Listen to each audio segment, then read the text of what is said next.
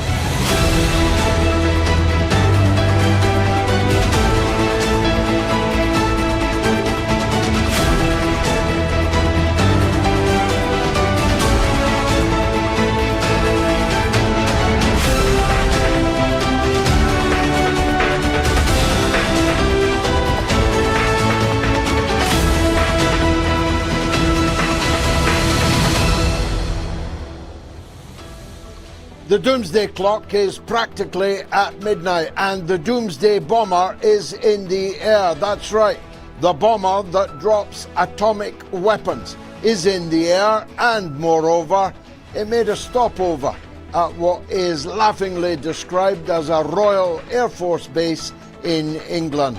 Although the King is not much saluted there, it is in fact a secret American Air Force base in the English countryside. And 173 of the famed Delta Force are reportedly captured prisoners of war in Iran. If confirmed, that changes everything. It certainly changes the plans, which change every hour in any case, for a ground invasion of Iran, and the very first of maybe more. Kingdoms in the Arabian side of the Gulf, Bahrain, is reported to be in the hands of the people, and the king is said to have fled across the causeway to Saudi Arabia. It's all coming up tonight on the Mother of All Talk Shows. Stay tuned.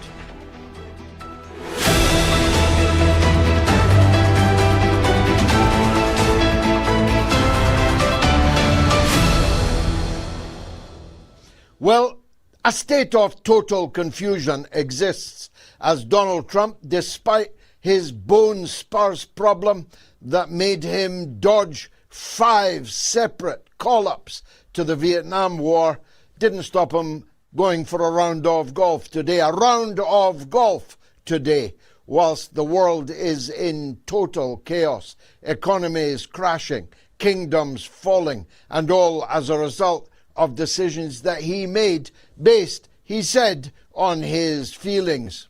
Well, Lindsey Graham is beaming broadly, and I mean in the sense of his mouth, not anything else. Lindsey Graham is practically running this war for Donald Trump, and he says they're going to blow the Iranian people away. over the next 2 weeks. Yet the New York Times this very evening is reporting that Trump has changed his mind and may well be about to declare victory and call off the war. The casualty figures of the American armed forces laughably suppressed to 6, and they were received with dignity by the families and the military brass and, well, the other brass, Melania, and Donald Trump dressed like a Sopranos underboss with a white baseball cap, which he didn't even take off as the coffins passed him by. But news out of Stuttgart, which is the medical center for American dead and wounded, are reporting 600 American casualties in the war so far. And when you see the videos, which we have been able to see, and the ones that are suppressed, the ones you're paying for at the BBC with your license fee, of course, are not allowed to show the impact of Iranian missiles. But the impact is clear enough. They are now landing without any kind of intercession. They are now hitting Israel at will. And this is an entire sea change from both the 12-day war and from the expectation, which must have been prevalent when they launched their war just over a week ago. Without opposition, Iranian ballistic and hypersonic missiles, and with more modern and bigger and more powerful missiles only now being brought into service, is enough to chill the blood.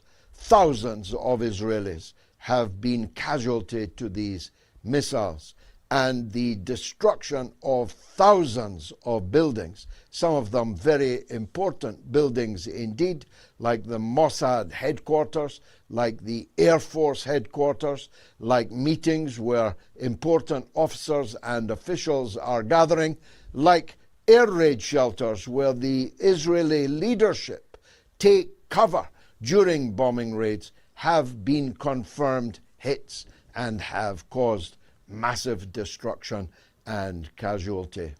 And of course, in a way, the biggest news, given that lives of Iranians don't seem to matter, the biggest news of all is that, reminiscent of the Jimmy Carter fiasco when he landed helicopters in the desert in 1979, only to see most of them shot to pieces and their pilots and officers on board taken capture, to add to the humiliation of the seizure of the American embassy in Tehran at the triumph of the Iranian Revolution, in payback for the endless support the American state had given the Shah of Iran, who had just been toppled. Reminiscent of that fiasco is this one. According to credible reports and official statements by the Iranian government, that 173 members, officers and men of the famed Delta Force are in their hands as captured prisoners of war, and others were killed. What apparently happened was that the United States attempted a military landing, which went disastrously wrong, was ambushed by a superior force of IRGC fighters who killed and took 173 people prisoner. That's quite a haul of prisoners of war from an elite American unit, and now further complicates the entire military situation. It's now confirmed also that it was an American missile that murdered 165 at least schoolgirls in the worst US atrocity since the end of the Vietnam War.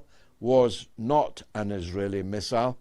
When schools are hit, it usually is, but an American missile. And it was not, as I said in the last show, fired from the decks of an American aircraft carrier, but was fired from Bahrain. A minute about Bahrain. I've been involved in issues involving Bahrain for, well, nigh on 30 years. I made a significant, I think, speech about it in a special debate that I called in Parliament many decades ago. It was answered by Bunter Soames, the then Conservative Defence Minister. It was concerning the role of a Scottish torturer by the name of Ian Henderson. Ian Henderson literally worked the torture tables for the British Empire in Kenya and was then hired by the King of Bahrain to torture his opponents. Because he was Scottish and because he was a torturer, I conducted a short war against him, which was a triumphant one. He was let go and lived out the rest of his life in luxurious retirement in Bahrain. So for decades I've been involved in the issues of Bahrain, quite coincidentally because of Henderson's nationality. And I later, of course, grew to know the sheer scale of the repression in Bahrain, where a king, Khalifa, I say king in inverted commas, for there's only one king, and that king is Jesus Christ. But the king of Bahrain has apparently fled the country. His power rested on Pakistani mercenaries, on other foreign mercenaries, and on the British and American naval bases in his country. I say country, it's about the size of a very large supermarket car park. And it has two superpower, nuclear-powered, nuclear-armed naval bases within it. And it has a bridge, a causeway, which connects it to Saudi Arabia. It's a busy causeway because in Bahrain you can whore, you can gamble, you can drink yourself insensible, none of which you can officially do in Saudi Arabia. And so that causeway is a very busy one. But it's busy only one way tonight, and that is the comprador of the compromised king of Bahrain, who are fleeing to safety, they hope, in Saudi Arabia. Bahrain is about to become an Islamic republic, which is quite something if you think about it. And certainly those who launched this invasion, this attack on Iran, didn't think about it carefully enough. But back to the Iranian war.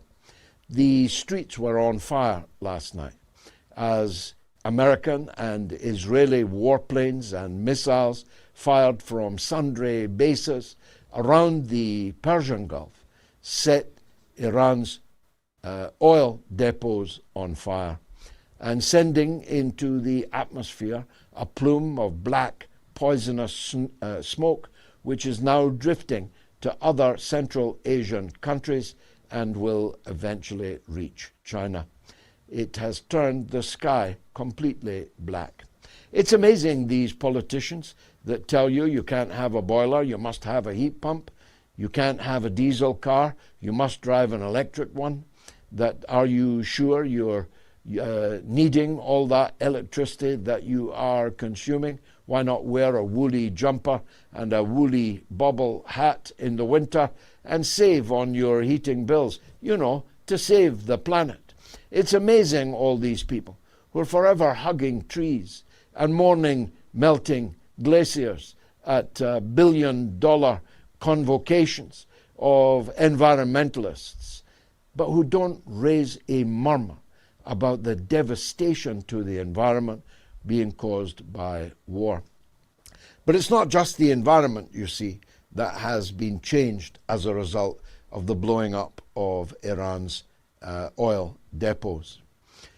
It is the first strike on Iran's oil infrastructure. And of course it will be wounding and damaging to Iran in the short, medium and long term. But what they forgot was that every country in the region has oil infrastructure. Every country in the region has oil depots, all of which could be set up in the same kind of acrid, acid rain, black smoke, and they certainly will be. If there is a further attack on Iran's oil infrastructure, expect all the oil infrastructure of all the countries of the Persian Gulf to go up in a ball of flame. Now, you might think that that's nothing to do with you, but you've obviously never tried to get petrol yet. You've obviously not been tracking the rise in the cost of oil yet. You're obviously not aware that the price of a barrel of oil is now $100, will probably be tomorrow $150, and may reach $200 before it becomes unobtainable at all, and remaining barrels are placed in the Louvre for safekeeping. Oh, wait. And the crash that is going to cause in Western economies was clearly not thought through either by the golfer on the range at Mar-a-Lago today. We are heading for economic catastrophe, as I warned you that we were. Week after week after week, I said here, all of the things that I've just adumbrated as now having happened. I warned you that Iran would fight back. I warned you that Iran was powerful enough to fight to a standoff with the nuclear armed powers of the United States and Israel. I warned you that the family dictatorships in the region would be swept away. I warned you that there would never again be glad, confident morning in the paradise of Dubai. Prices of apartments in which fell by 15% in a single week, and soon will be unsellable. A room, a double room, in the Burj Al Khalifa this weekend was on sale for $9. $9. You could have got yourself a room and you could have watched the devastation, the destruction of Dubai, to which so many people in the West have gone to live for the tax-free status and the beauty of the skyline, no doubt. The catastrophe which is unfolding was not just predictable, but was predicted, including here repeatedly on the Mother of All Talkshows. But back to the conduct of the war itself. They keep saying that Iran is running out of missiles. They keep saying that Iran is running out of missile launchers. They keep saying that as evidence mounts that the death toll amongst American and Israeli fighters and the total destruction of so much infrastructure, billion-dollar radar installation sets, American bases in all of the surrounding countries, powerful institutions in Israel itself, is eventually becoming imminent. But the big enchilada is that bomber that's on its way. Now, Netanyahu was quite candid today. I mean, to say it was thinly veiled, well, there definitely wasn't a burqa on the implication that he was issuing. He said he had a major surprise coming for the Iranian people. A major surprise which will totally destabilize the country. Well, all of the American newspapers, citing the American intelligence services, say that there is no rift or division in Iran whatsoever. Again, as predicted by me here on the Mother of All Talkshows with my estimable guests, particularly Professor Marandi, for whose safety we all pray. So just exactly what could totally destabilize the Islamic Republic of Iran, and what could that major surprise be? Well, I'm here to tell you that major surprise is in the air, on the Doomsday Bomber flying out of England's green and pleasant land. They are going to drop what they say is a tactical nuclear bomb on the Fordo mountain, which houses the enriched uranium that have not been able to be accessed since the 12-day war. And they're going to send 300 kilograms of highly enriched uranium into the atmosphere. That will cause all the predictable fallout, flash, and nuclear winter across Iran that is evident from anyone who knows anything about nuclear weapons. But guess what? Nuclear fallout, nuclear radiation doesn't know borders. It doesn't read maps. And so what will happen is that the deserts of Arabia will become just that. The fallout, the physical fallout, I'll turn to the political fallout in a minute, the physical fallout of a nuclear bomb dropped by an American airplane, just like the one that they dropped on Japan twice in Hiroshima and Nagasaki, is about to fall on Iran. The devastation will be very considerable. The impact will be considerable. Many thousands of people will die immediately, but over a generation or 2 generations.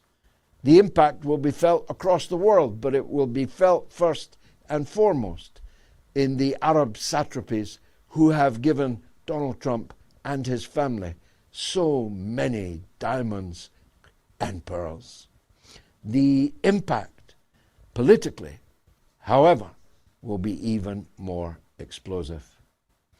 Russia will at that point, in my opinion, nobody told me this, but I've worked it out from multiple conversations in China and in Russia.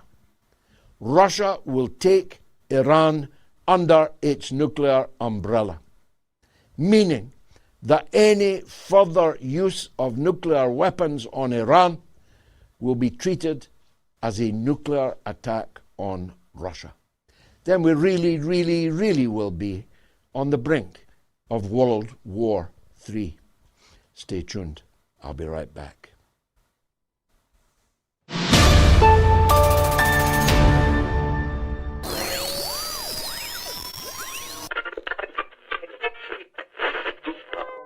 We interrupt this program to bring you a special announcement. A big thank you to all our wonderful listeners, as the Mother of All Talkshows podcast is now one of the most listened to political podcasts in the entire world. We are the #1 English-speaking political podcast in the Middle East, and in the last year alone have charted in the top 10 in podcast land in Pakistan, Russia, and China. Like, rate, and subscribe to the Moats podcast on Spotify, Apple Podcasts, or wherever you listen to your podcasts to be a part of the fastest rising independent news show in the world.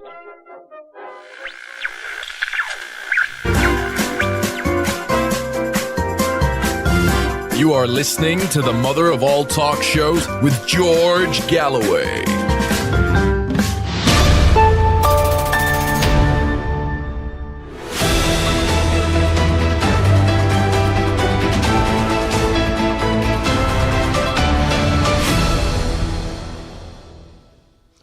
Well, I don't know about the podcast, but last Sunday's show was watched all or in part by more than 11 million people. I don't know Wednesday's numbers yet, but they'd only have to be average for this to have been the biggest ever week for the Mother of All Talkshows. So a big thank you to all our viewers and all those who have persuaded others of the merits of this show. Let me tell you that this is a record poll already.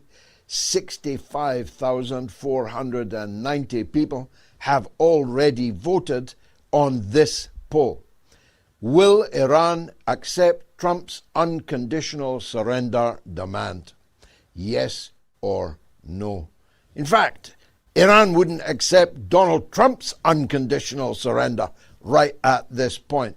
But will Iran accept Trump's unconditional surrender demand? Yes or no? You can vote on my Telegram channel, t.me/George Galloway. You can vote on my X. You can vote on the YouTube community poll, on the YouTube stream. And if you're watching on the stream, please, I need to get to 1 million subscribers pretty damned quick to avoid the attentions of Mr. Algorithm. So if you haven't yet subscribed, please do it now. And you can also vote on my patreon.com/George Galloway. That's the ballot box for those and such as those. It's overwhelming, but the quantum will be important. It's 98, 93, 96, 95% no at this point. But the key point will be the number of people who vote in this poll. So it's unusually important that you vote in the poll tonight. If you want to call the show, it's toll-free in the United States and Canada, +1 844 944 3344.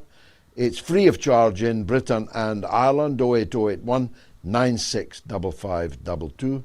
And the worldwide number is 0044 203 966 2625.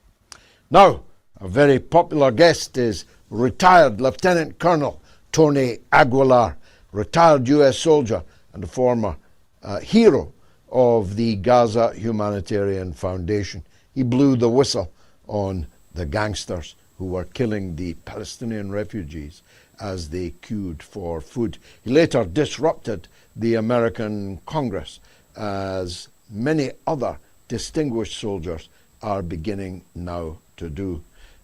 Lieutenant Colonel, thanks very much for joining us again.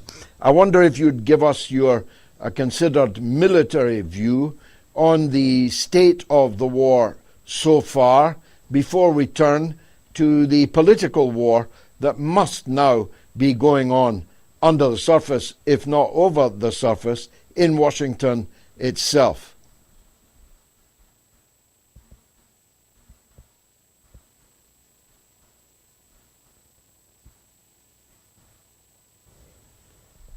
Yeah, you're on. Hello, George. Can you hear me? Yes, very well. Go ahead.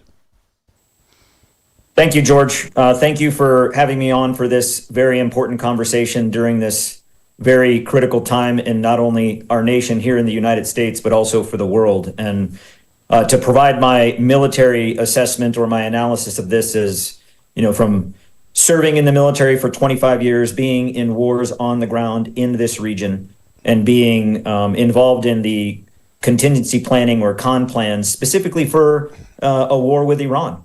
And I can tell you clearly that the United States lost this war from the very first rounds that were fired. The United States did not go in prepared. We did not go in prepared with alliances or a coalition. We did not go in prepared with enough armament. We did not go in prepared with the composition and disposition of troops and assets in the region.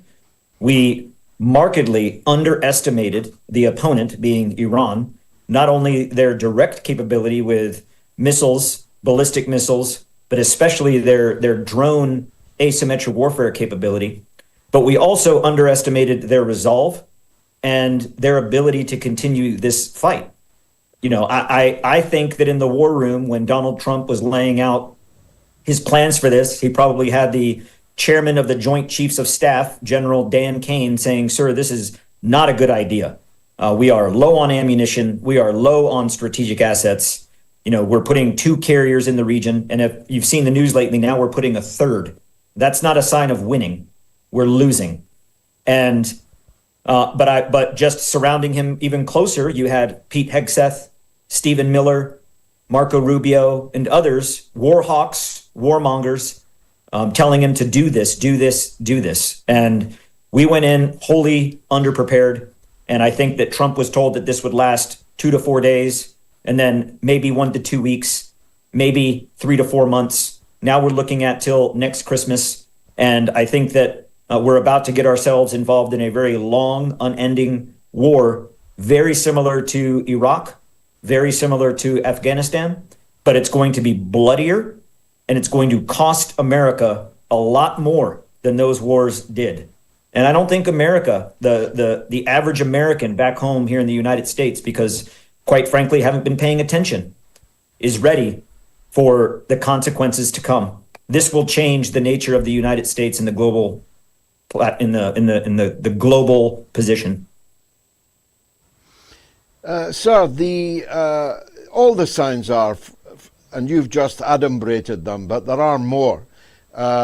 All the signs are that this was a spasm by Donald Trump, that it was a sudden and impulsive decision. And indeed, Catherine Levitt, his spokesperson, actually said he did it based upon his feelings. So is this just down to the idiosyncrasy, to say the least, of your current president, or does it mark something more meaningful, a fundamental shift in the balance of power in the world, vis-a-vis the global south, vis-a-vis American power? Well, I think it is both in the fact that this was a spasm of hubris, and that the president of the United States and his inner cabinet felt that we could use overwhelming power, that Israel and the United States would be able to wipe out the entire chain of command and political and military leadership within Iran overnight, and that would be it. Again, sorely underestimated. And now that this underestimation has now been put into real world action with bombs and bullets and aircraft carriers and jets and all the things that go into the reality of war, that this president and his cabinet do not understand, it will change the global presence of not only the United States, but also in the region. What I think that Iran has done very strategically in the last 24 to 48 hours, in that they immediately, in their response to not only launching strikes against Tel Aviv, but immediately in their response launched against U.S. bases in the surrounding 16 nations. And I mean from, not just the ones that touch Iran, but the entire region, from Azerbaijan all the way down to Yemen and the Horn, that to send a message that said, if you are going to house U.S. troops and launch missiles at us from these bases, you are a legitimate military target. And by international law, and by every aspect of international law, they are exactly correct. If a nation is housing a belligerent in conflict, such as the United States or Israel, and we are using those bases to conduct intelligence, surveillance, reconnaissance, counter-reconnaissance, counter-fire, missile launches, any of the sort, it makes that location a legitimate military target. So the offer that Iran put on the table to say, hey, we will stop firing missiles and drones into your country if you tell the Americans to leave. From a strategic standpoint, in terms of reshaping the Middle East, that was a 4D chess level move against our president still trying to figure out how to open the box of checkers. Yes, and of course, there will be never glad, confident morning again in these 16 countries. They have learned that American military and intelligence presence in their country is not an asset, but a liability. It doesn't protect them, it guarantees them enmity and violence. And the United States hasn't even made an effort to defend the countries that have paid them so much money, hundreds of billions over decades for protection. As some wag pointed out, well, we always paid the Genovese family in New York, but at least when we called on them, they lived up to their responsibilities as a protection racket. But the United States has completely abrogated its responsibilities. Yes, this sends a message not only to GCC partners in the region that the United States has not only the the ethical and moral position to protect, but we also have written agreements, specifically, for example, with Qatar. We have a written military agreement with Qatar that if they're ever attacked by anyone, that we would come to their defense. Well, we didn't when Israel attacked them, and we sure as heck aren't now. And during the opening salvos or the opening hours of this conflict, the United States, rather than using the assets in these places, and remember the assets we keep in Kuwait, in Saudi Arabia, in Bahrain, in Qatar, our terminal high altitude aerial defense, our THAADs and Patriot missile systems. Instead of defending with this umbrella of protection over these GCC partners that house us, we directed everything to protect Israel. And in doing so, left them wide open, but also left U.S. soldiers on these bases. And a clear example of that is the Tactical Operations Center in the base in Kuwait that was hit directly by a missile. They got no forewarning. There was no siren. There was no alert. They got hit with a missile, no time to get out of the building. And so not only is this administration making the deliberate effort to not protect our own soldiers in the region, but not protect the GCC partners that we are located with, that we are considered tenants of in their countries. We directed it all towards Israel, knowing that we did that, and didn't even bother to let these host nations know. That is a betrayal of no other. And it sends a message to the rest of the world that the United States is not a good partner. You segue nicely to what was my next question, because it turns out they're no longer even able to protect Israel, their number one military base in the region, in the world. They have a whole country which is an American military base called Israel. And Iran is now hitting it at will, without resistance. I've seen the videos. I've seen the ballistics landing with not a trace of anti-missile defense in the sky. Yes, and a lot of the truth of the news on the ground, the United States, at least back here in the U.S. through legacy media, has put an iron grip on any type of information coming out of what's really happening in the region. Back here in the United States, you have a lot of people think that the Iron Dome is just deflecting everything. No missiles are falling on American bases. All we have are 6 casualties, and this war is going splendid. But the truth is, for anybody that looks past legacy media or actually looks past the headlights of their car to look into what's actually happening, you can see that, yes, Tel Aviv and Israel is being decimated and pummeled with no defense. The Iron Dome has failed. But we also, we don't have the missiles to give them to reconstitute the Iron Dome. Remember, the Iron Dome is not this, and you know this, but for the average listener, the Iron Dome is not some magic umbrella where a missile comes in and it just obliterates. You have to then identify it, track it, and then fire a missile to hit it, sometimes 2 or 3. So not only in the cost per missile in terms of a $12 million interceptor taking out a $30,000 drone, but we don't have any left. And that sends a message to the rest of these countries in the region that Iran is serious about. If you continue to allow the United States to fire from your countries, this is what will happen to you. And they're all looking at Tel Aviv, and they're all seeing what's happening. It looks like Gaza.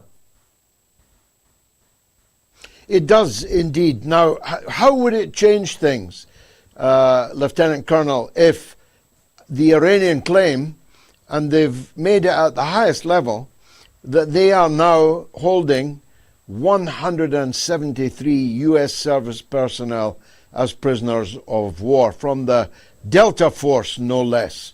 If that turns out to be the truth, how will that affect the course of the war?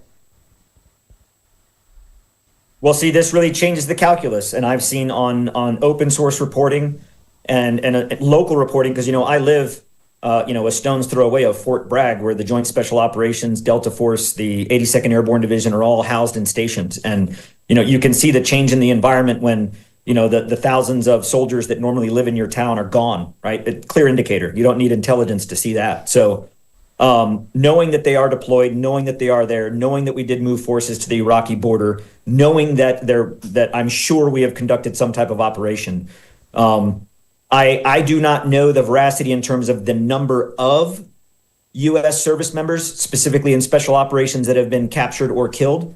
But I do know that there are some, and it's a larger number than what the administration is telling us. Could those potentially be components of Delta Force? Yes. I don't think that it would be 100 from Delta Force, because there's hardly even that many in a squadron. So it would probably be a complement of Delta Force, special forces, intelligence, guys on the ground, probably CIA, probably some component that was going in with Kurdish forces to start some kind of fifth column incursion to the north. And they underestimating the enemy, underestimating the terrain, underestimating the resolve of the Iranian military and the IRGC. So I do believe that there are a handful or a large number of Americans that are killed and or captured, and that will absolutely change the dynamic in the information space, but also politically, because this is going to make the United States look very bad. And we also know that, the United States has not had POWs in large-scale, high-intensity conflict since the Cold War, going back to perhaps Korea, Vietnam, Gulf War, when we had some POWs. That training has since become not used as much in terms of how that train. And I know this because I once in my career, I commanded the United States Army Survival, Evasion, Resistance, and Escape course, where we teach these things. And though we continue to train it, it has somewhat, we haven't had to do it. So there's going to be a lot of service members in a lot of risk, because this administration, I fear what this administration will not do when it comes to standing up to get their soldiers back. I think that Hegseth, I think that Donald Trump think that the way to get them back, or the way to enact revenge, would be to send more. We see the 82nd Airborne Division getting ready. The 82nd Airborne Division, remember, is an airborne unit. That means vertical envelopment. That means airborne, like Normandy. Into the terrain in Iran, bad idea. We've gone through these con plans. It will be a failure. But I don't trust this administration, and I absolutely think that they would try it. And it's going to lead to a lot more Americans dead, elite forces within the United States military being dead. And that is going to slap this administration right in the face. And I think Americans are going to really be up in arms about what we're going to start seeing that can't be hidden when it starts coming out through other sources like China, Russia, the United Kingdom, France, Canada, places that aren't necessarily being censored by the American administration. What did Netanyahu mean today, do you think, when he promised the Iranian people a major surprise which would totally destabilize their country?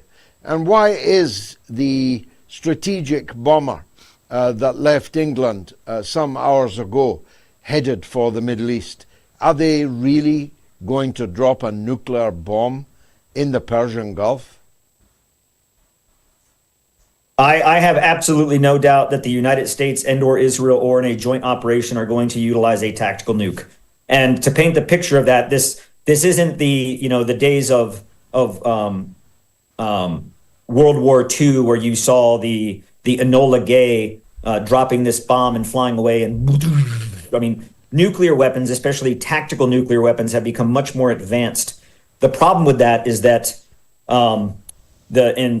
because really, when you look at it, Israel and the United States are running out of options. We are running out of missiles. When we run out of interceptor missiles and we have no defense, we're going to start losing aircraft carriers. We're going to start losing destroyers. We're going to start losing more service members in the region. All of our bases have been rendered inoperable, but we still have people there that are shuttered, hiding under bunkers.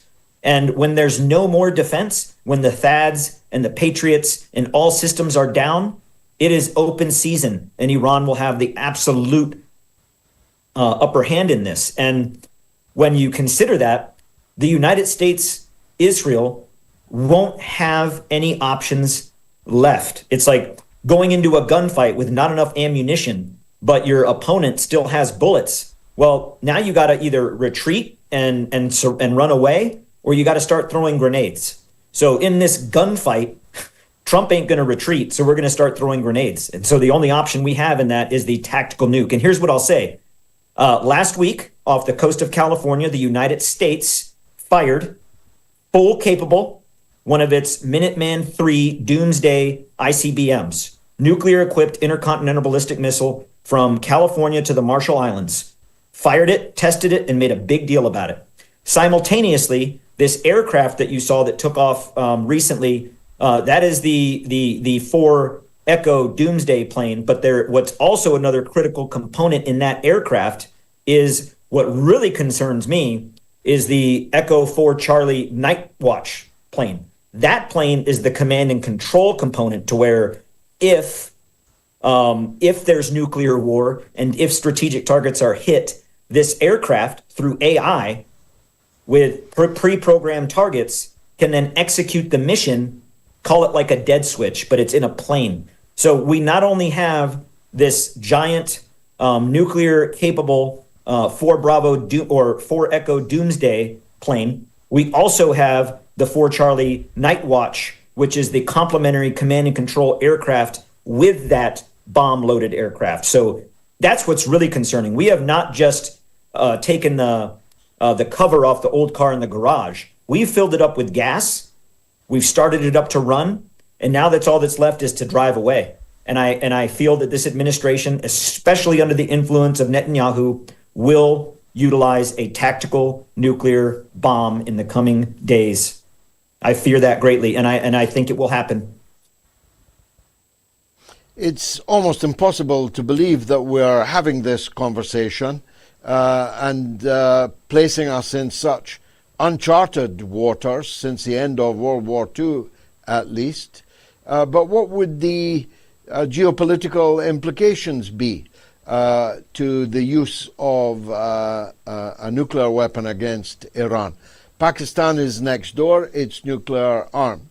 Iran is allied with both Russia and China, both supremely armed with nuclear weapons. This is not likely to go unanswered. I postulated earlier, because I have a source that told me it, that in those circumstances, Russia would take Iran under its nuclear umbrella.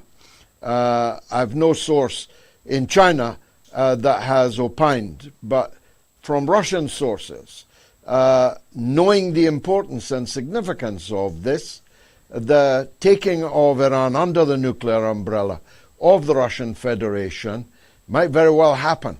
And then we really could be on the brink of World War III, couldn't we? Well, I think if you look at the pretenses and the theatrical trailer to World War One, World War One didn't just everybody got together and boom, Prince Ferdinand was assassinated and World War One started. All of the frictions, the tectonic plates and friction and pressure was already present. That's what's happening. The tectonic plates are hitting, the pressure is building, and one slip brings us into World War III. And I think this will be that slip. And I think when you look at already the alliances in the region, yes, Russia will bring Iran under its nuclear umbrella, as anyone would expect that they would. To think that they wouldn't is just being ignorant. But then you also have Pakistan already involved in now new nuclear agreements or mutual agreements with Saudi Arabia. You obviously have China in the mix that will start to build alliances in the region, and these alliances will start to form. We'll see the Entente, like we did in World War One, and the Axis. So what's really frightening is the way it looks right now is that Axis, the bad guys, the axis of evil in this is the United States and Israel. Well, the Entente is going to be China, Russia, Iran, potentially other nations that in the Gulf Coast that I think will side with that power dynamic, because we are not a good partner, and we are led by a honestly an irrational psycho in the White House. So people are starting to see the tea leaves here, and the United States is not invincible. And I am a patriot, and of course I don't want to see the United States be defeated militarily, and of course I don't want to see American servicemen and Americans die. But I'm also a realist who has been in war for 25 years. And I know that you can wish in one hand and defecate in the other and see which fills up first. And this administration is just wishing, and it is a bad, bad strategy. And it's frightening because I can see anyone that takes a hard look at this with an unbiased, objective look can see what's going to happen. And we are on the wrong side of it. And, I think looking at, the U.S. commander of Central Command, a 4-star general, Navy Admiral Brad Cooper, recently asked for a third carrier strike group. So now we've got the USS Bush. That's ironic, right? We're taking the USS Bush into the fight in the Persian Gulf. So now we're going to have the Bush, the Ford, and the Lincoln, and we have no other aircraft carrier to cover down. So the one that's sitting at port in Newport News, Virginia, isn't even ready. It's not even finished yet. And we're shipping it out to cover the Caribbean and part of the Indo-PACOM. We are in a bad situation, and it is because this administration took us into a war that we were not prepared for, that we shouldn't be fighting anyway. And that if you look at it, I am a just war theorist. I think that if you're going to go to war and you're going to start killing people and you're going to start putting blood, treasure, and assets and put the world in flame, that you should be doing it justly. And in just war theory, it should always be a last resort. There should be a just cause. There should be valid authority. There should be a probable solution or a probability of success. It should be proportional. There should be an exit strategy. None of those exist in this conflict. And that's because this administration dragged us into it. And it's shameful. Finally, and I'm grateful for your time as always, sir. The markets open in the morning. It's likely the stock market will crash everywhere. Gas prices, petrol prices, we call them, are already $5 plus, when only days ago Trump was boasting that they were headed for half of that. And the impact of the oil and gas shortage hasn't even begun to bite. Britain has 2 days of natural gas in storage, and thereafter will have to buy at top dollar prices in Europe.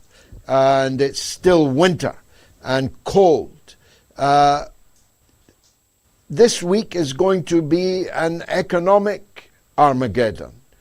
Might that force a change of direction from American politicians? If not from Trump, mightn't it bring Vance onto the field? Mightn't it bring Gabbard onto the field? Anybody really that wants to win the next election. It's going to shake up politics here in the United States, obviously. I think from the perspective of the average American and the American voter, they're tired of both the Democrat and the Republican Party. They're two sides of the same coin.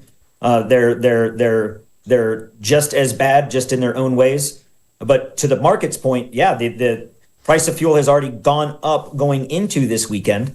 It will go up again drastically on Monday. But let's not forget, not everyone, but a lot of people keep saying, well, why isn't China doing anything? Why isn't China doing anything? China is doing a lot. But China plays the long game. Not only does China have direct intelligence, surveillance, and reconnaissance ships in the region, basically saying, nanny, nanny, boo, boo, touch me, and we're going to war. And we can't do a thing about it. And they are feeding Iran exquisite intel that we can do nothing about. So there's that. But then China also overnight, going Friday before the markets closed, dumped, I think it was about 40 billion from their holding on U.S. stock. So yeah, Monday is going to be a wake-up call.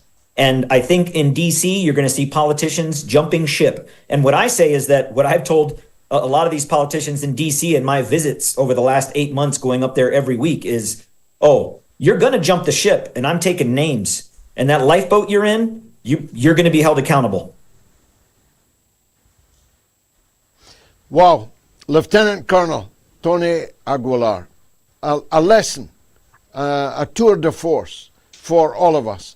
And if it hasn't scared the bejesus out of the audience, I don't know what will. Tony, thanks very much for joining us again on the Mother of All Talk Shows. The poll is now nearing 70,000 respondents. Let me take a quick break and then your calls right up to the hour. Stay tuned.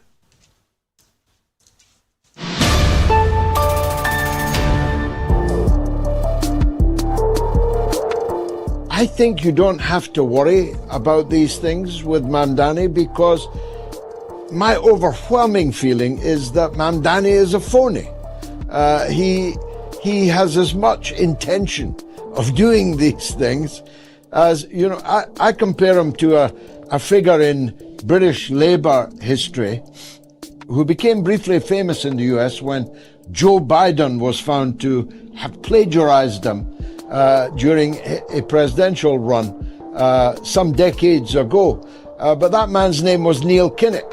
He used to talk all this flowery, far left guff like Mamdani does, but he had no intention whatsoever of actually doing anything about it, of doing any of it. So there's no chance whatsoever that Mamdani is going to defund the New York Police Department.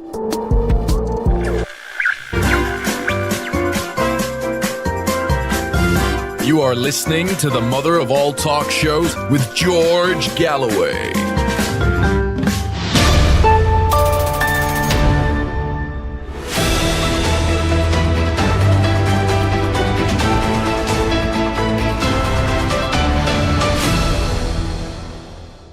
"75,000 people have now voted on the poll question. Will Iran accept Trump's unconditional surrender demand?"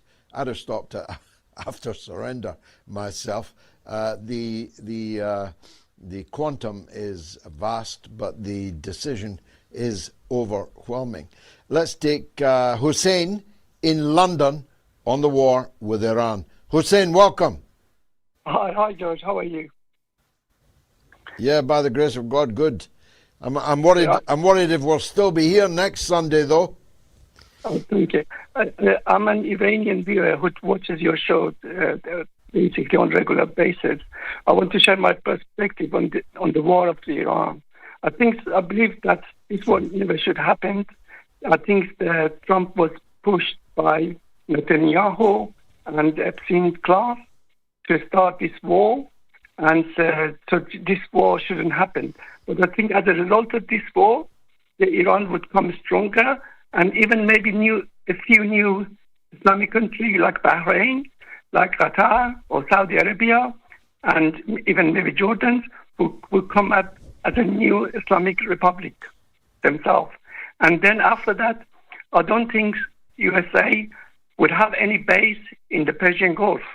And then I believe even now, which Iran closed the Strait of Hormuz, then after war, Iran should charge all the ships that passing through that Strait of Hormuz, and then make money from this Arab state who, even during the Iraq war, they were forced behind Saddam Hussein, and they supported Saddam Hussein and caused millions of the Iranians and Iraqi died, and now they pushed like Saudi, like Emirati or Bahrain, who on the behind the scene, they were architects of this war.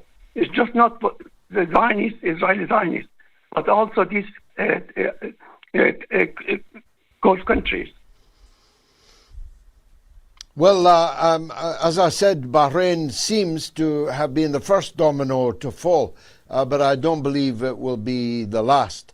The only good news in what you said there, Hussein, was that if Trump was actually pushed into it, then the possibility exists, at least, that he'll be the one to pull himself out of it and blame those that pushed him. I appreciate that's not likely, but it is a possibility. And as I said earlier, the New York Times is reporting this evening that after his round of golf, Trump indicated to people who are sources of the New York Times that he was thinking of declaring victory and calling the whole thing off That would merely add to the absolute chaos of the situation. But then Trump is chaos. He is an agent of chaos. Hussein, thanks for kicking us off. Keep phoning, but you might not get through because the quality of our two guests this evening is such that it's, I think, incumbent on me to let them say their whole piece and not cut them short. Now, you can leave comments, of course, by scanning that QR code on the screen now, and people have done so. I just can't see them yet, but I will, I'm sure, momentarily, and I'll read those that I can. The only place where even 7% of the voters on the poll say that Iran will accept Trump's demand to unconditionally surrender is, of course, X, which has thoroughly censored almost all news about the war in the interests of the American and Israeli war machine. There, I'll have to do it manually myself. Here's some conversation. Hussein Brazil says, Aguilar, your courage is so appreciated. It's unbelievable that there are so many cowards, enlisted and retired, who are just acting as mercenaries and covering up war crimes. I must say, Aguilar is one of the most impressive person I have ever come across. John Billy says, is Trump hiding deaths of Marines?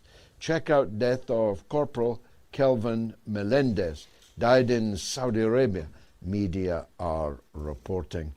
JD Party Hat 4067 says, turns out that GG was correct about the attack on the girls' school being hit by the US, so I bet he's right about the capture of Delta Force members. And Orion XTC 1119 says, did Trump actually say Jesus told him to attack Iran? No, Trump did not, but the American commanders in the eve of battle told their service people that Donald Trump was anointed by Jesus to wage this war, and the purpose of it, to return Jesus to the world. And SP 19147, all of this nonsense because Trump wanted to divert the attention away from his pedophile cabal. Effing travesty. Never forget that. There'll be time enough to come back to it, but never forget that. This is the war of Jeffrey Epstein. Brandon's on the line, also in England, in Gloucester, wants to talk about propaganda in the UK. Well, Brandon, the first casualty of war is truth. I'm not in Britain, so how is the prevailing propaganda atmosphere? Yeah, that's right. Hiya, George. Thank you for having me. I'm just quite shocked about all the propaganda going around in the world at the moment. You know, the US Tomahawk that bombed that primary school in Iran, killing 171 schoolgirls, 14 female teachers. It's just quite shocking how what's happening now is Donald Trump's now saying that Iran's done it. It's just shocking. I just can't believe the world we're living in at the moment. Well, look, there are people who believe him, but not many, because the missile is there. The fragments of the missile that slaughtered all those children and all those teachers. I hadn't realized it was 14 female teachers. This is, after all, International Women's Day. I wonder if there will be any protests anywhere about this mass slaughter of women and girls. And don't forget that on the very same day, 40 female volleyball players were also slaughtered. And I saw an American figure say today that Iranian girls are better dead than in a burqa. leaving aside that Iranian girls or women don't wear burqas, the fact that someone could be as evil as to say that a child, a small child, was better off dead is, well, I'm almost speechless. I can't find words. But what about the division between Tony Blair and Keir Starmer, Brandon? I see that Blair is rebuking Starmer for not having gone all in, all guns blazing, attacking Iran. I don't know if anyone's still taking advice from Tony Blair, are they? You know what it is, George, with all the politics at the moment and the people that run this world, it's run by devils. So if I'm going to be honest with you, I don't know what's going to happen at the moment. What Keir Starmer is doing at the moment, I don't believe we should be getting involved in this war. Well, he's not. This is a war crime. Yeah, I mean, he's not in the war, but he's enabling the war. So he's getting it from the left and from the right. He stood in the middle of the road. He's getting knocked down by the traffic going in both directions, isn't he? He is. Yeah, he's like a pig in the middle at the moment, if I'm honest. I don't think he knows which way he's going. It's quite worrying, if I'm honest. Worrying indeed, not just quite. Okay, Brandon, thanks for that call. Now, to the donors, without whom there would be no show, please keep bearing that in mind.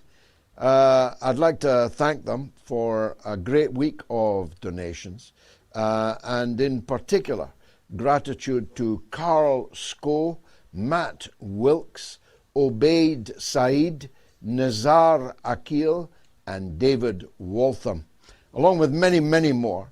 Thank you for donating to Moats. Scan the QR code now, go to moats.tv website and leave at least £1, $1 or €1. It's the least you can do. Now, I am waiting for another call. I'm not getting one. So let me just say that the... I've not got him. Xueqin in India. We don't get many calls from India, so I'm very glad to welcome you. Sir, welcome. Hi, George. Love your work and thank you for the work that you do. And as a Shia, we are broken after the martyrdom of our Rahbar, of our leader. But we are also very motivated and we are united. But you mentioned the use of nuclear weapons against Iran. And similarly, your guest today also, Professor Jiang, mentioned yesterday that the Freemasons and the Zoharists and basically the pedophile satanic regime of USA, they have a script in place. And that script says that USA has entered the war to lose. But that will weaken Iran to the point that finally when USA is no longer in the Gulf, then Israel is going to take over the whole region. Now, what I want to ask you is that the governments of China, Russia and Iran also do know that, right? And if they do know this stuff, how are they planning to stop all of this, this nuclear madness? It's a very good question, which I asked the professor myself in an interview which you're about to watch. So let's take a quick break, and you have teed up the fact that Professor Jiang Xueqin, host of Predictive History, and described today in the Daily Mail as China's Nostradamus. I was unaware of it myself, and I called him China's Nostradamus of the digital age. In just 1 minute, I'll throw it to him. Stay tuned.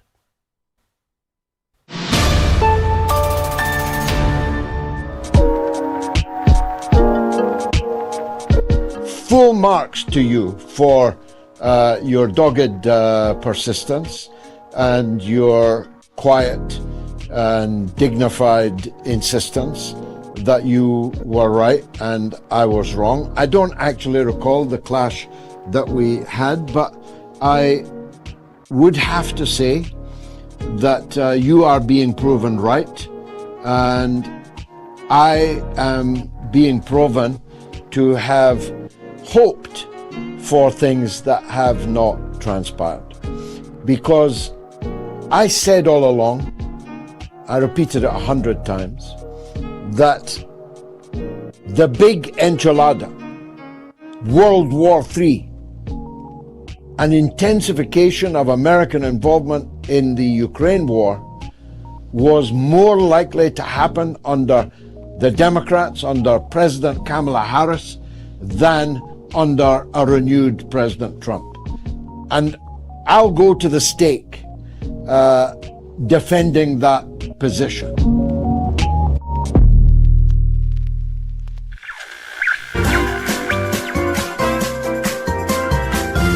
You are listening to the Mother of All Talk Shows with George Galloway.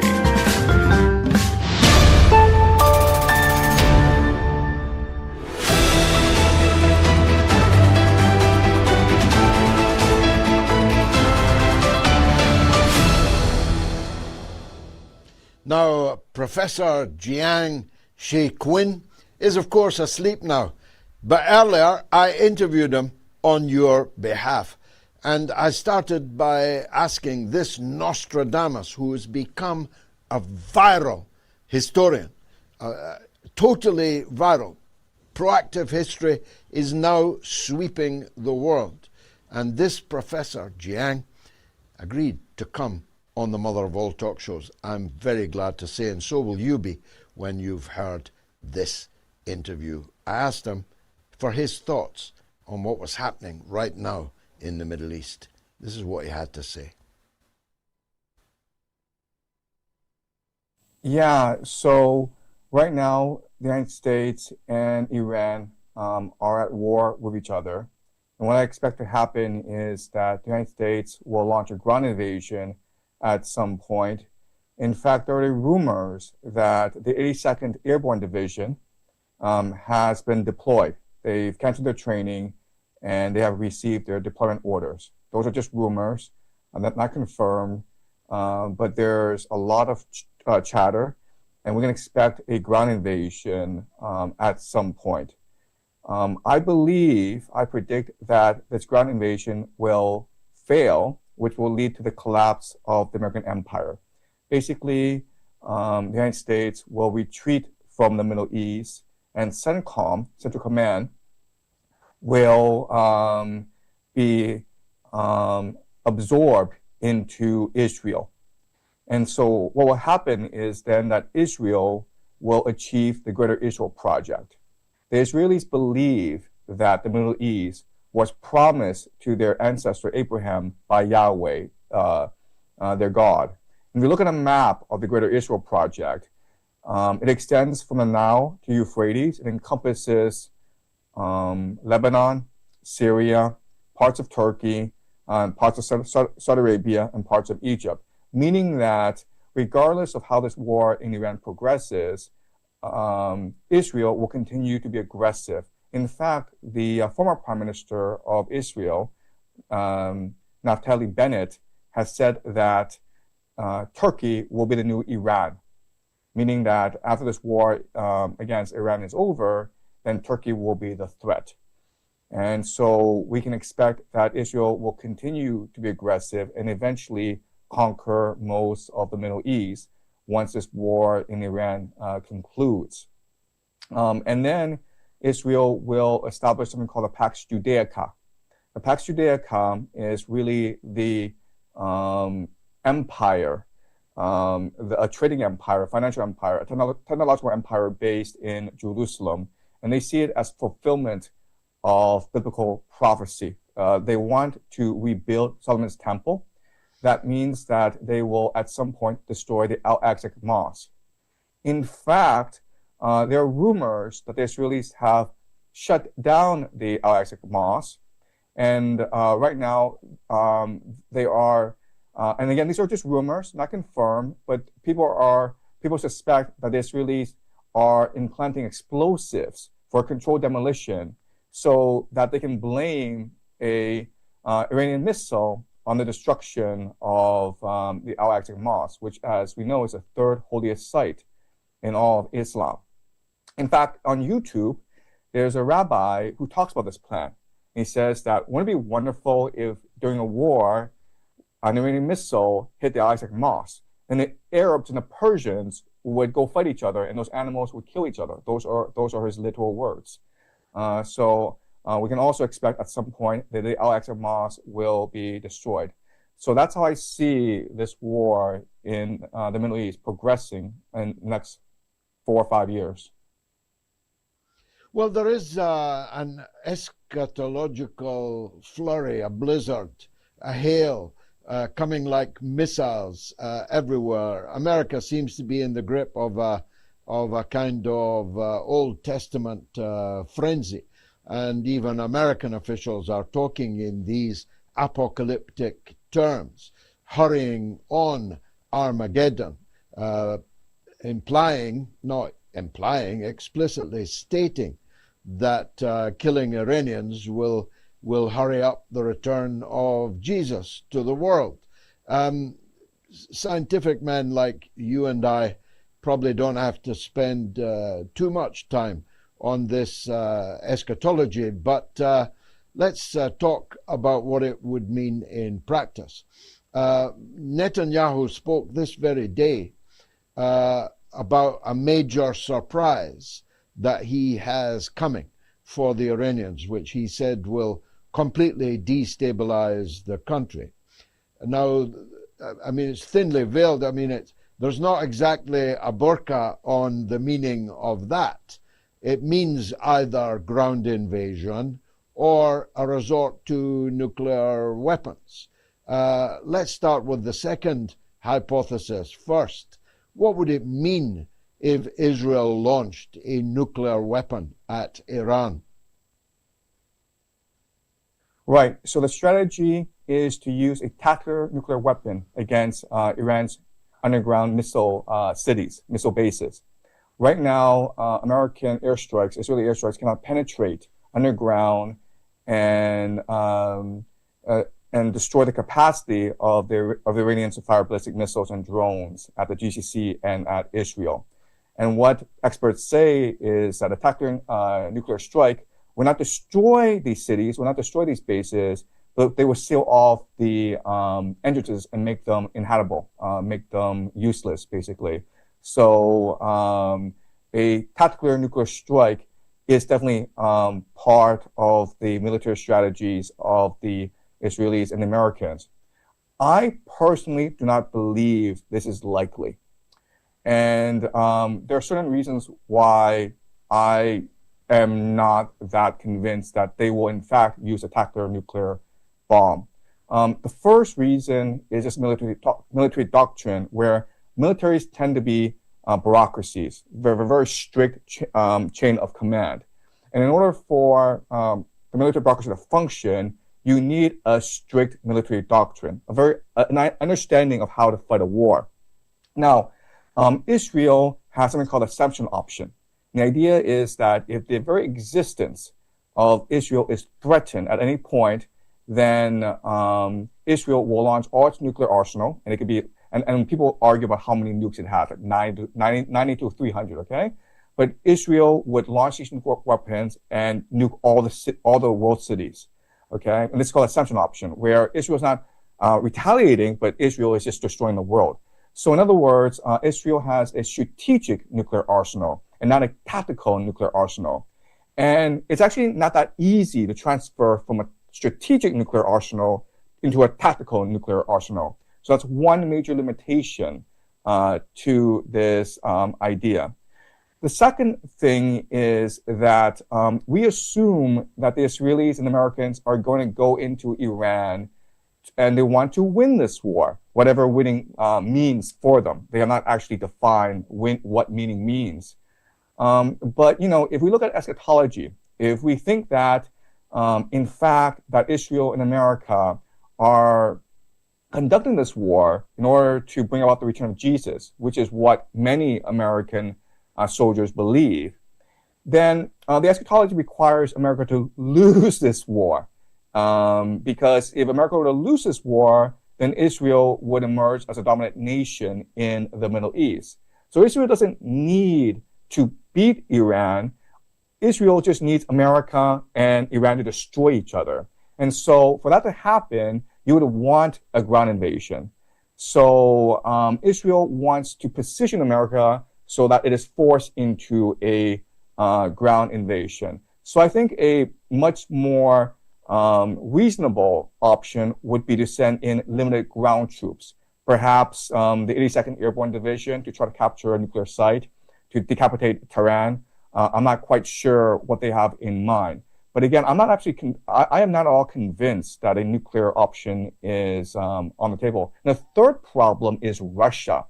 So the Washington Post has reported that Russia is providing targeting intelligence to the Iranians, which is exactly what U.S. and NATO did in Ukraine against Russia. So it's almost like payback for Ukraine. Sergei Lavrov, the foreign minister of Russia, has said that Russia considers Iran an indispensable ally. So I think that backdoors, Russia and Putin have told the Americans and the Israelis to watch it, like don't go too far. Don't move too fast up the escalation ladder.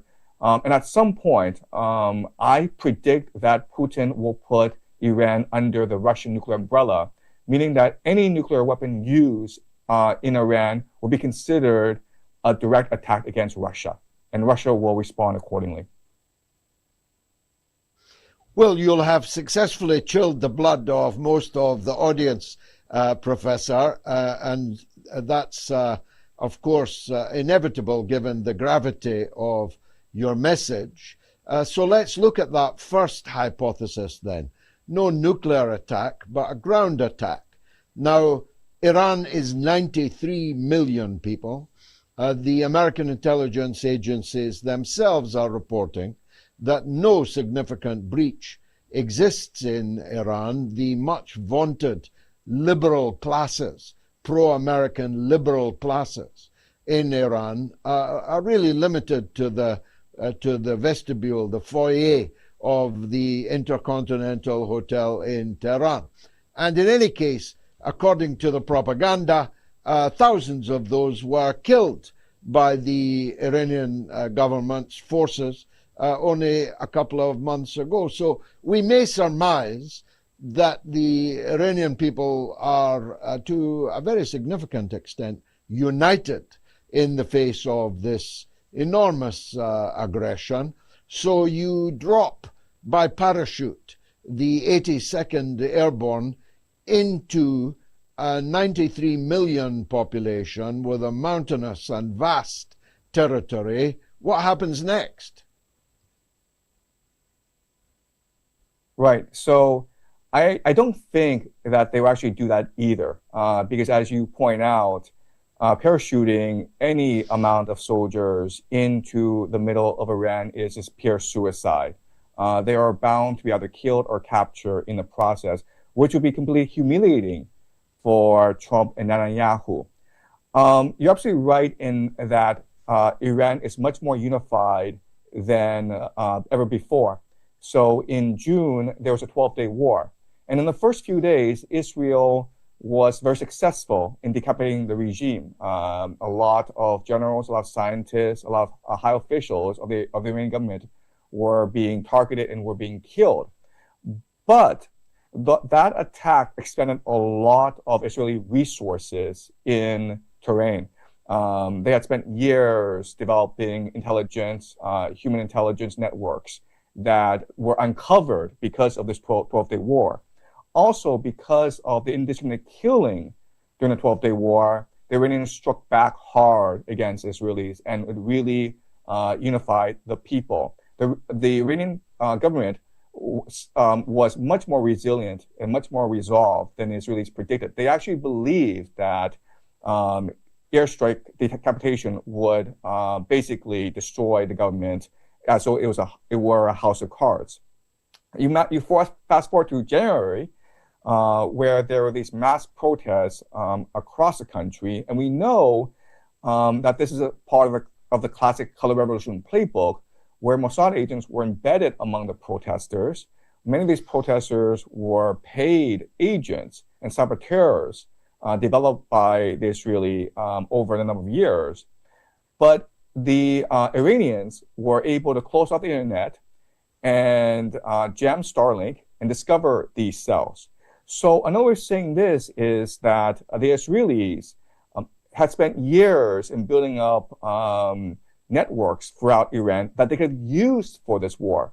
But because of the 12-day war and because of January protests, these networks have been destroyed, so that the government in Iran is much more unified, much more coherent than ever before. And that presents a problem for ground invasion, because it is the American military doctrine to use as many proxies as possible. Now, a few days ago, there was talk of the Americans bringing the Kurds into the war from Iraq. There's also talk of bringing the Sunni ISIS insurgents from Iraq into the war.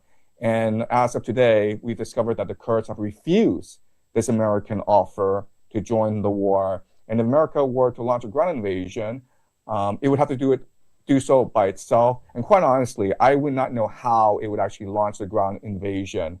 For a ground invasion to work properly, they need to mass forces. That means bringing at least 500,000 soldiers into the Middle East and preparing them for a full-scale ground invasion through either Pakistan or through Iraq.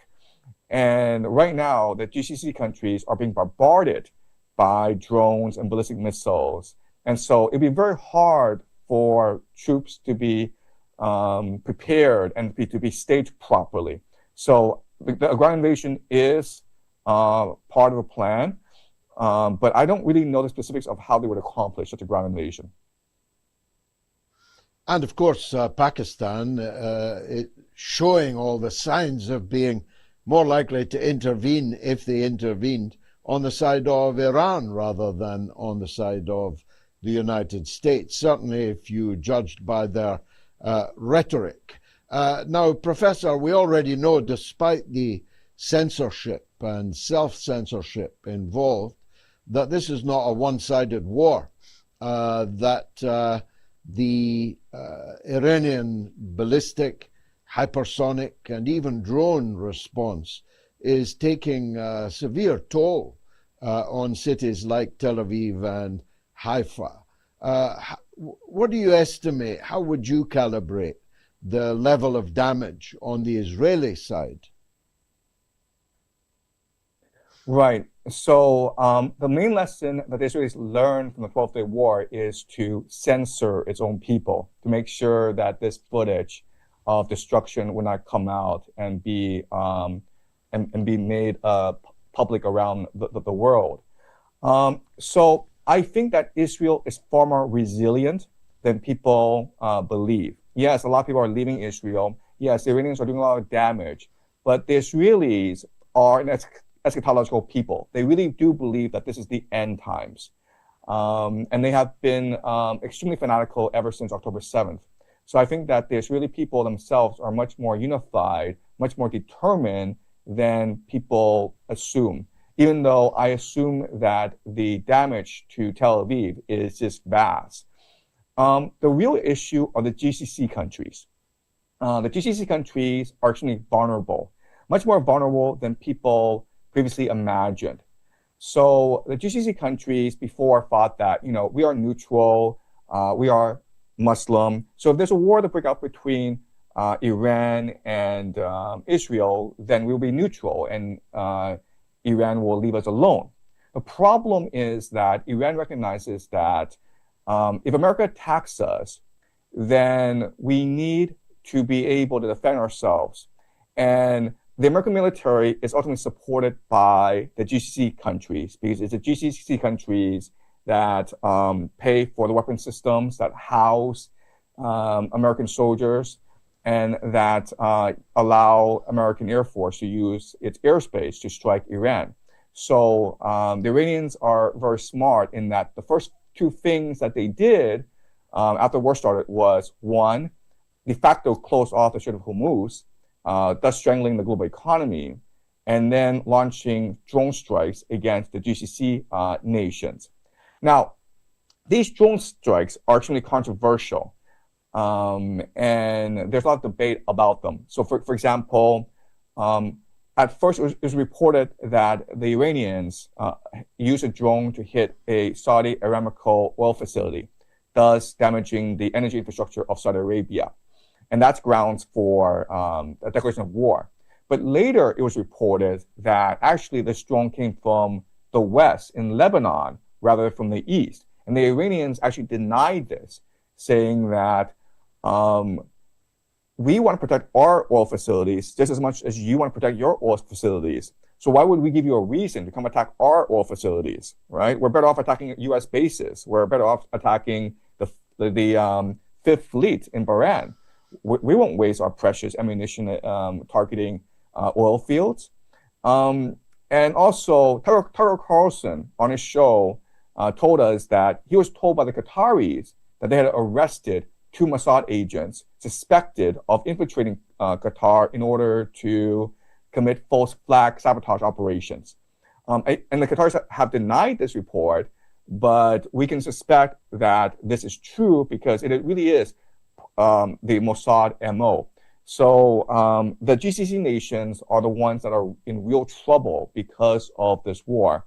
Not only because the Iranians want to destroy the American military's capacity to supply ammunition, but also because the Israelis want to drag the GCC nations into this war and create a regional conflagration, especially Saudi Arabia. Because remember, in the Greater Israel Project scheme, eventually Israel needs to take on Saudi Arabia, Egypt, and Turkey. So why not just drag Saudi Arabia into this war and have Iran destroy Saudi Arabia in order to lessen the conflict later on?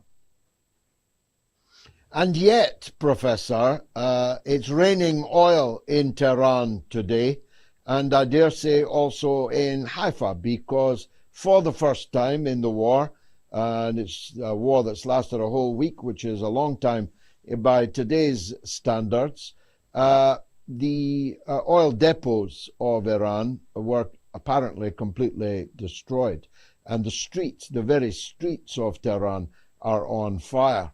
In retaliation, the major oil depots for Israel in the city of Haifa have been struck and are also on fire. So we're now in for a tit for tat on destroying oil production. In those circumstances, with oil heading for $150 a barrel, maybe even $200 a barrel, ineluctably, if there are more attacks on Iran's oil infrastructure, the Iranians will strike the Arabian side of the Persian Gulf to create not $200 a barrel, but no price per barrel at all. You'd be putting a barrel of oil in the Louvre. Yeah, absolutely. So what we're seeing is the escalation ladder climbing, right? So at first, I think all sides decided to focus on military targets. And now what they're doing is they're switching to soft targets that do economic damage. So the Americans struck a desalination plant in Iran. And so now thousands of Iranians will not have access to fresh water. And the Iranians responded by targeting a desalination plant in Bahrain, okay? So we have to understand that this is now total war, meaning that to destroy each other, they need to destroy each other's economies. And this marks a new world. We can't possibly return to the old world where you could access energy for cheap.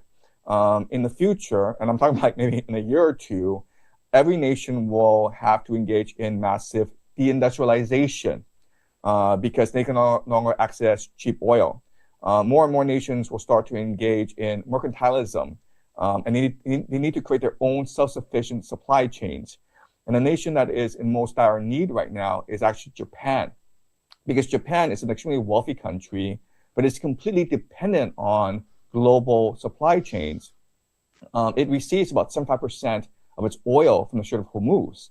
And Prime Minister Takeshi, in a speech, said that in 7 to 8 months, Japan will run out of oil and energy, thus threatening its entire economy. So the ultimate reverberations, the consequences of what's happening will be felt only a few weeks from now. But we should expect a massive global depression to appear on the horizon very soon. And basically, the old world order of global trade is dead, and it will never return in our lifetimes. That's the reality we're facing right now. Now, as Sherlock Holmes might put it, the shoe that hasn't dropped in your discourse thus far is China. China has strategic relations with Iran. In fact, the Strait of Hormuz is not closed, but it is gated. And the Chinese oil tankers are, of course, being allowed through the gate. China is a global superpower, the greatest manufacturing power on the earth. So in deindustrializing West, China's industrial power would see it through. But that's, of course, an invitation for war to be waged against China. Many people believe that the attack on Iran, indeed even the attack on Russia through Ukraine, are mere precursors from the real Armageddon, if I can put it that way, a US-China conflict. How do you feel about that? I think over the next 2 months, 2 to 3 months, people's understanding of China, people's understanding of how the world works will radically shift. At the end of this month, Trump is scheduled for a state visit to Beijing. And this is his first state visit in a second term. And I don't think a sitting American president has visited China in the past 8 years. So this is a very big deal. And in fact, this meeting at the end of the month is just one of 3 planned meetings this year. And the reason why this is happening is that China and America plan a rapprochement. They plan a grand bargain to reset the international order. And the reason why is that there are 2 nations that have benefited the most from globalization. They are the United States and they are China. They are symbiotic. They are codependent. So America has its market and China has a manufacturing export economy. And China doesn't have a domestic consumer base. So China is completely reliant on exports, and it imports resources, as primarily energy and food, in order to feed its manufacturing base. So it is in China's best interest to come to an arrangement with America as soon as possible. And even though you could make the argument that Trump's actions in Venezuela, Trump's actions in Iran are to strangle the Chinese economy, I think that we can test this hypothesis in a month or 2 when Trump and Xi meet and come to a grand bargain. I think people, again, will be surprised and shocked by what will happen. It is entirely possible that China agrees to buy American oil rather than Iranian oil. It is entirely, right now, China imports a lot of energy needs from the Middle East, Qatar especially. And this war in the Middle East, it's not going to go away, and China needs to meet its energy needs. China imports 75% of its oil, and 60% of its energy supply comes from the Middle East. So I would not be surprised if Trump and China were to come to an agreement where China becomes America's energy consumer. Now, let's go back to the original for the last question, Professor, and I'm grateful for your time. Is there an off-ramp anywhere that can stop this catastrophe, that can stop this hurtling towards the end of times in the Middle East? Could Trump declare victory in some bogus way and pack it up?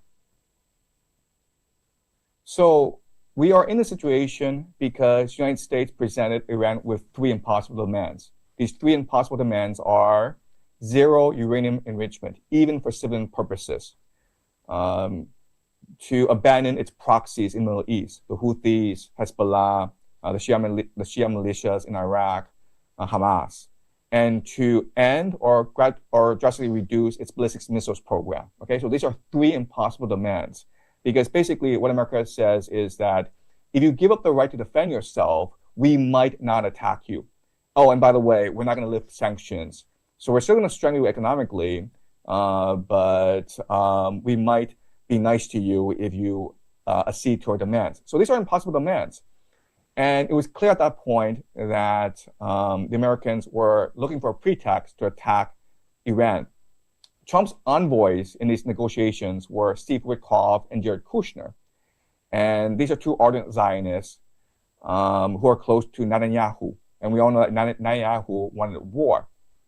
Steve Witkoff, during the negotiations, went on TV and said that, oh, the Iranians are like 1 or 2 weeks away from weapons-grade uranium arrangement, basically saying that the Iranians are negotiating in bad faith, okay? So the Americans did everything possible to make sure that the Iranians could not agree to peace, and they were just looking for a pretext for war. Nonetheless, a few hours before the Israelis actually attacked Iran, the Omani foreign minister, the Omanis were the ones who were mediating the negotiations, went on TV and said that the Iranians had compromised. The Iranians had agreed to zero uranium enrichment, even for civilian purposes, which before was a red line. And he also said that the Iranians were willing to negotiate with regard to their proxies as well as to their ballistic missiles program. And then what happened a few hours later? Well, the Americans and the Israelis killed their supreme leader. Okay? So another way of saying this is that for whatever reason, and we can argue about what the reasons are, the Americans and the Israelis are intent on war. And the reason why they have not articulated a strategy and a reason and a purpose is they want to maintain maximum flexibility, which means that they want to destroy Iran's capacity to be a nation state. They want to bomb Iran back to the Stone Age. They want to divide Iran into ethnic enclaves that will be divided and ruled by Israel. And that's the ultimate purpose of this war. That's why the Americans are now targeting desalination plants. And that's why they're targeting Iran's energy infrastructure, right? So from the American perspective, they want to destroy Iran. And the Iranians recognize this. And that's why the Iranians have said that we will fight to the bitter end. So yeah, so maybe there will be some mediation. Maybe the GCC nations, maybe others like China will try to help negotiate a peace. But for whatever reason, the Americans are set on the destruction of Iran. Chilling stuff indeed. Professor, thanks very much for joining us on the Mother of All Talk Shows. Much obliged to you. Thank you. Well, I don't know about you. I think that guy's an absolute genius, a real find. China's Nostradamus, Professor Jiang Xueqin of Predictive History. Let's go straight to Stephanie in Connecticut. She wants to talk about Russia. Go ahead, Stephanie. Oh, hi, George. Thank you for taking my call. I actually have a question about what you've been talking about as far as the potential use of tactical nukes are concerned. Although I think I heard the professor just, in this interview say that he didn't think that was going to happen. But That's right. I heard you say earlier that Russia has said that if the U.S./Israel drop a tactical nuclear weapon, then Russia would take Iran under its nuclear wing. And what I'm wondering is, why not say something? I mean, I know you can't speak for Russia, but why wouldn't Russia say that if say even if you drop this tactical weapon, there's going to be retaliation? I mean, I thought that nuclear weapons are supposed to be deterrents and used as deterrents, and I don't understand why Russia wouldn't be saying, if you dare to drop this weapon, there will be retaliation. And again, I know you can't speak for Russia, but it just seems like that. No, I can't. I can't, but it's a very good question, Stephanie, and one that will be on the lips of everyone who has watched the show this evening. First of all, it's not an Israeli nuclear weapon, but an American one. It's on board that doomsday airplane, which is on its way to the Middle East now, may even have landed on the aircraft carrier by now. So it's not Israeli, it's American. Secondly, Russia has not said this. I was quoting sources from Russia who have indicated, and the professor also quoted those same ideas, that Russia would not allow anything further than the using of a tactical nuclear bomb, because it would clearly see that the nuclear threshold having been crossed, that it could be crossed elsewhere, particularly in Ukraine. China will think it also about Taiwan. And if you allow, after Nagasaki, the first nuclear bomb in the world to be dropped, then you are asking for that to become a commonplace in extremis, and that would be pregnant with enormous implications for the world. So maybe you're right. Maybe they will, and maybe they will before there is the use of a tactical nuclear weapon. I genuinely don't know. I'm a long way from there, and I haven't got, in any case, a hotline to the top, which is where such a decision would be made. But it would scarcely surprise me if Russia were now to explicitly state that any use of nuclear weapons will involve Russia henceforth. Now look, we can't make this show for free, and with the world at war, I think you'll agree with the quality of the show we've brought you tonight, that is more important than ever to support MOTS. So please make a quick donation. This week you've been very generous. Noel Babu, Bernadette Pine, Elaine Ryan, Graham Martin, and Alicia Bartkevich. Forgive me, Alicia. Please check out our new motes.tv website. Big thanks to those big donors, and a big thanks to people who donate anything at all. Let's go to Kayla in Boston on Epstein Trump. Go ahead, Kyla. Hello, George. Thank you so much for having me on your show. Really quickly, I wanted to address what you were saying regarding the possibility of nuclear use by Israel, or as I like to say, isn't real. Given that they are using the Epstein files as leverage to blackmail Trump, I think everyone knows that. It's pretty obvious. To stop us from the brink of world destruction and from the use of nuclear weapons, wouldn't it make sense if either U.S. government officials or anyone in the world, for that matter, that might have access to unredacted parts of Epstein files that involve Trump can just drop them to release Israel's hold on Trump or anyone else that is threatening the world right now? I just think that would just make a lot of sense. I don't know what your thoughts are about that, but just to be able to stop these two madmen. My thoughts are my thoughts are exactly as yours are. If anyone is in a position to stop this by revealing the ugly secret or secrets within, then humanity perhaps depends upon them releasing those truth bombs so that nuclear bombs don't start to fall. You're right to say everybody now knows that the Israelis have got the goods on Trump, and that those goods are very bad indeed. So bad that he's prepared to risk the end of humanity in order to keep them concealed. So if there's anyone out there who can access or who has access to the truth about Trump and Epstein, now is the time to drop it. And if you drop it, you might stop the dropping of a nuclear bomb itself. Some comments. Sharon Galway, 6478, sends 20 British pounds. Thank you, Sharon. George, I met you in the Europa Hotel. That's in Belfast, I think. Mid-90s after a speech. Terrible what you and your family are going through. In Belfast, heating oil rocketed from £300 to £585 in 3 days. Heating oil. In March, in the British Isles, almost doubled. And tomorrow, it might double again.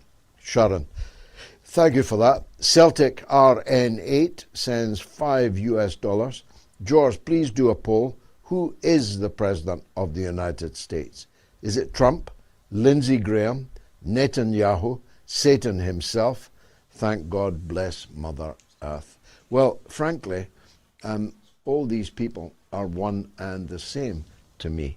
The revulsion I feel about Lindsey Graham is probably greatest of them all, because I believe he is the person, metaphorically, I hope, sitting on Donald Trump, and Trump bears his impression.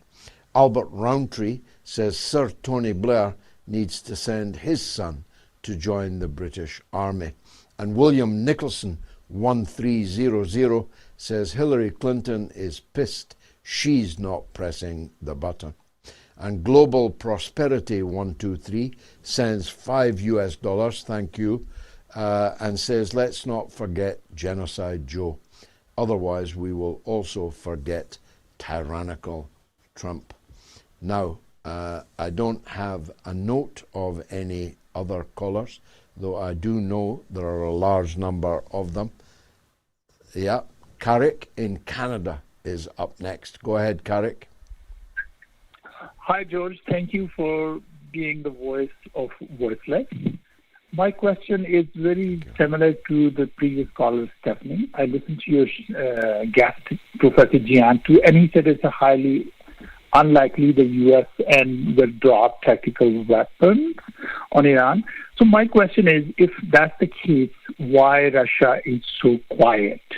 At least somebody from the Russian authority should come out and say that if you do this, we will do that. So if otherwise it would be too late, wouldn't it? Well, we don't know what Russia is saying, of course, behind the scenes. I suspect a very great deal. The Grand Master, Sergei Lavrov, the foreign minister of Russia, was in action with the Arab ambassadors to Moscow this week, and he left them mightily embarrassed, I would think. He did point out to them that riding two camels at the same time was essentially an impossibility. He did ask them if they had condemned the attack on Iran, if they had condemned the mass murder of schoolgirls in Iran, if they had condemned the cold-blooded murder of an 86-year-old religious cleric and the supreme leader of Iran. We don't know what Russia is saying to the United States in particular, but also to Israel. Russia has influence with Israel. There is a complicated relationship between Russia and Israel and vice versa. There are 1 million Russians in Israel, and Israelis come and go freely to Russia and are important players in the Russian economy. So there is leverage both ways. We don't know what they're saying in private, and we don't know if they will opt to say something in public.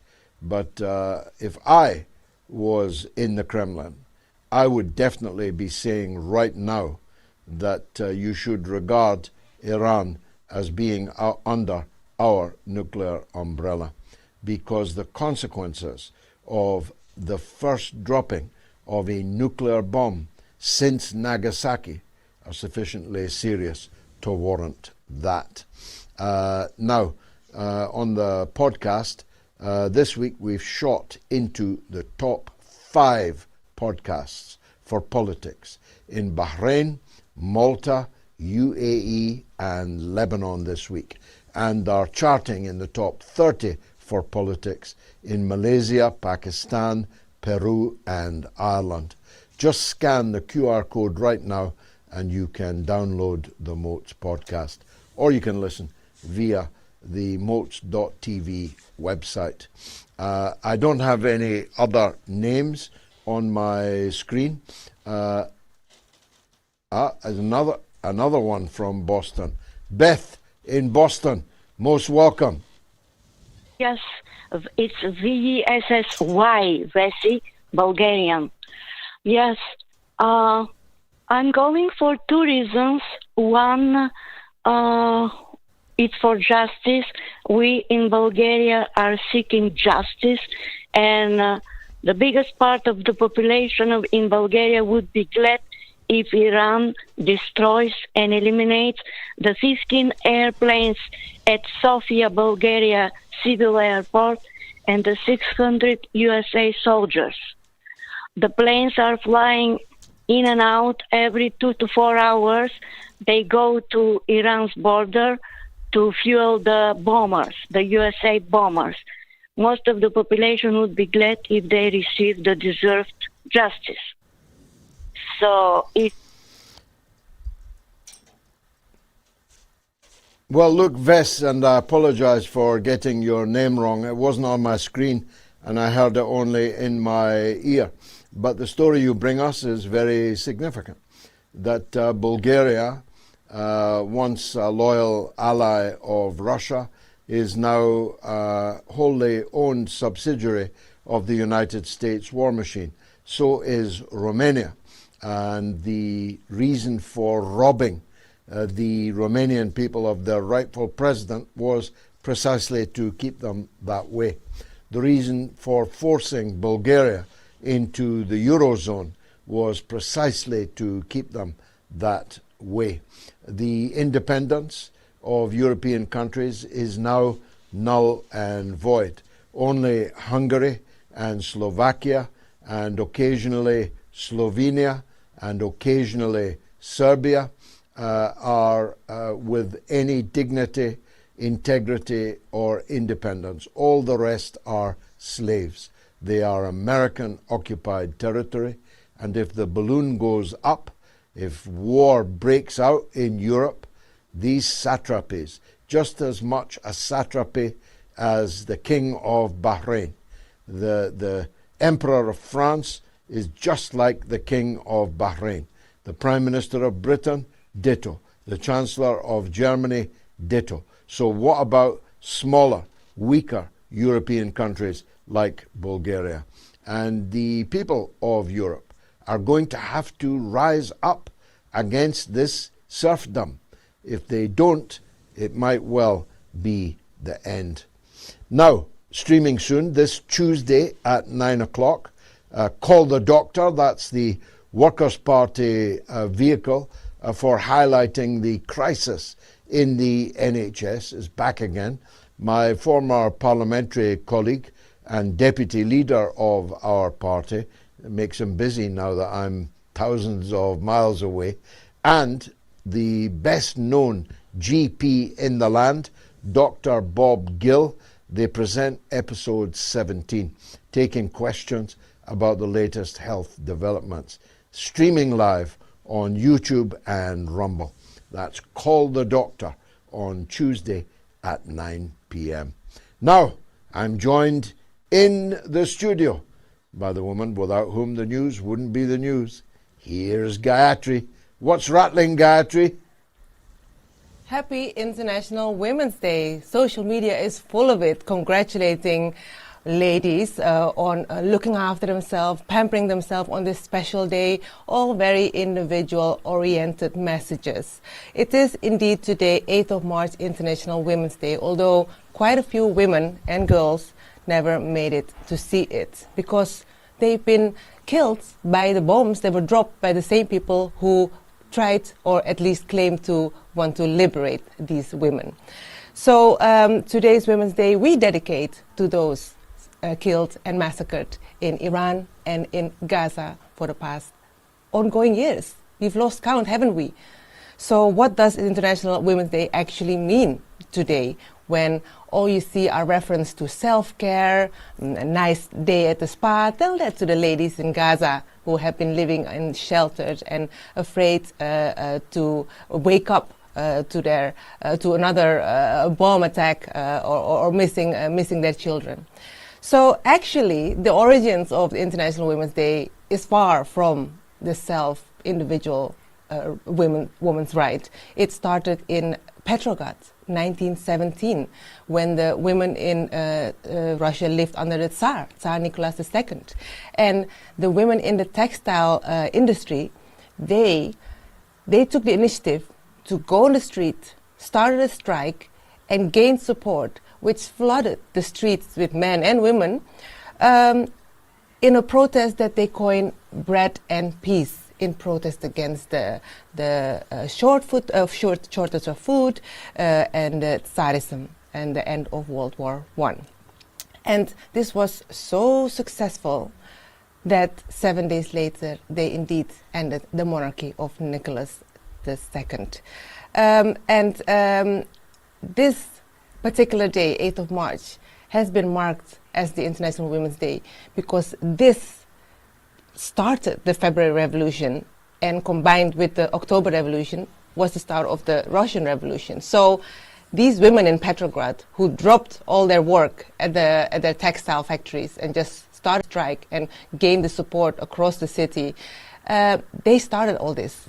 So it has a massive socialist foundation, and that's why International Women's Day has a very strong root in socialist countries, where even former socialist countries, where today is a public holiday, and even extended to tomorrow, because today is already Sunday and already given as a public holiday, a free day, a non-working day.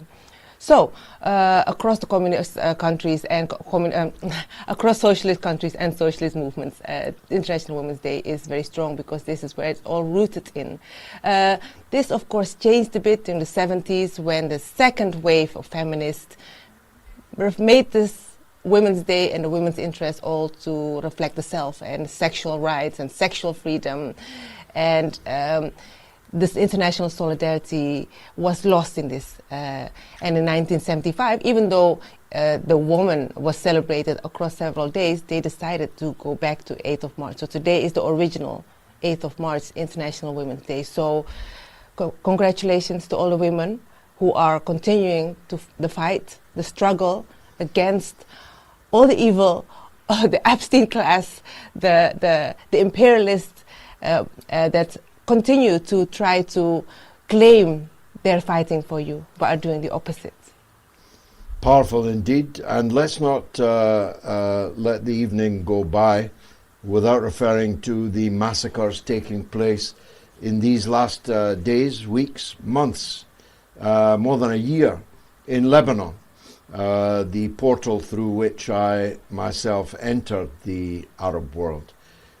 Christians and Muslims, Sunni and Shia, are being literally massacred. The capital city of Beirut is being endlessly, ceaselessly bombarded.